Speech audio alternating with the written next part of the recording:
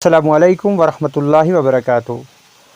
آج MLA حویلی اعجاز احمد جان نے حضرت سائیں میرا بخش رحمۃ اللہ علیہ کی زیارت پر حاضری دی، جہاں پر انہوں نے ملک بھر کی ساتھ ساتھ جموں و کشمیر میں امن و امان کے لیے خصوصی دعا کی۔ وہیں پر کامیاب ہونے کے بعد عوام کی خدمت کرنے کا بھی عزم کیا۔ اس موقع پر ذرائع ابلاغ سے بات کرتے ہوئے اعجاز احمد جان نے انتظامیہ پر زور دیا کہ وہ علاقوں میں چل رہے کام کاج میں سرعت لائے۔ گلمرگ کے بوٹا پتھری میں فوجی جوانوں پر دہشت گردانہ حملہ، جموں کشمیر منوج سنہا نے شہید جوانوں کو پیش کیا خراج عقیدت، کہا ملک ان کی عظیم قربانیوں کو کبھی بھی فراموش نہیں کرے گا۔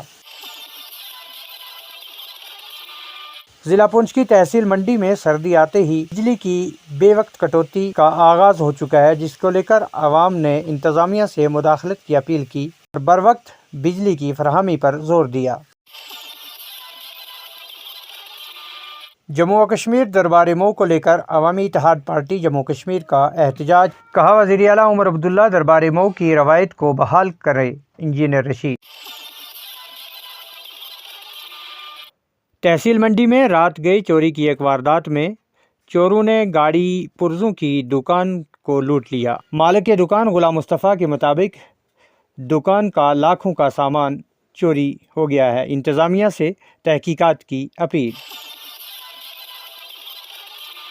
چکترو کے ایک مجبور نوجوان محمد اسلم نے عوام الناس سے بالخصوص اہل ثروت حضرات سے امداد کی اپیل کی۔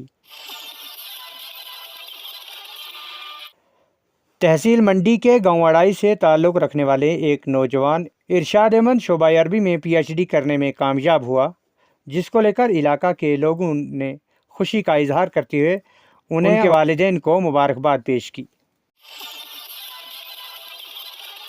1 نومبر 2024 کو جامعہ محمدیہ قاسم العلوم سیڑھی خواجہ پونچھ جموں کشمیر میں عظیم الشان عظمت قرآن کانفرنس، عوام الناس سے شرکت کی اپیل۔